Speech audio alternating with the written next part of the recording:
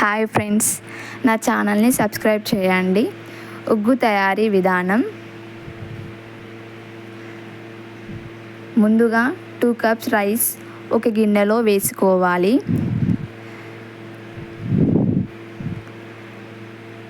అదే కప్పుతో 3 రకాల పప్పులను కలిపి ఒక గిన్నెలో వేసుకోవాలి. బియ్యం వేసిన గిన్నెలో వాటర్ పోయాలి. అదేవిధంగా పప్పులలో కూడా వాటర్ పోయాలి. ఇవి రెండింటిని నైట్ మొత్తం నానబెట్టాలి. నెక్స్ట్ డే మార్నింగ్ ఒక కాటన్ క్లాత్లో రైస్ని పప్పులని ఆరబెట్టాలి.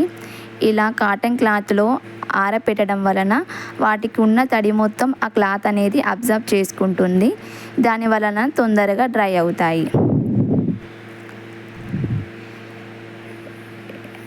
వీటిని మళ్ళీ సపరేట్గా ప్లేట్లో తీసుకొని లో ఫ్లేమ్లో పెట్టి రైస్ని దూరగా వేయించాలి.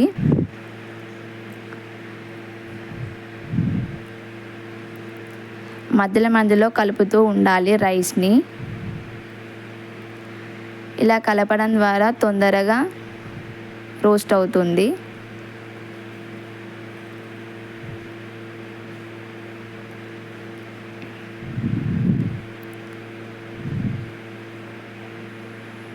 అదేవిధంగా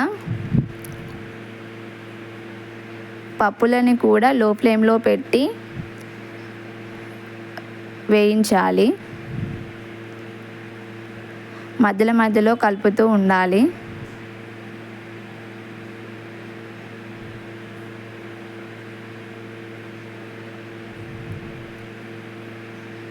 పప్పులను రైస్ని ఒక ప్లేట్లో తీసుకోవాలి.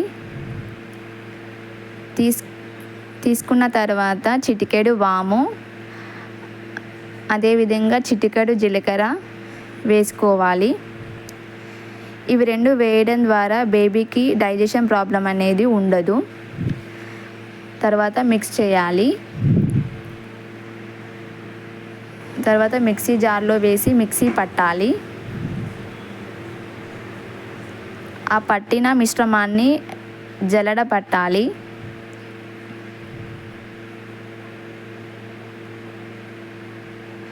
జల్లెడ పట్టిన తర్వాత ఆ పౌడర్ని ఒక డబ్బాలో నిల్వ చేసుకోవాలి. అంతే ఫ్రెండ్స్. నచ్చితే లైక్ చేయండి, సబ్స్క్రైబ్ చేయండి.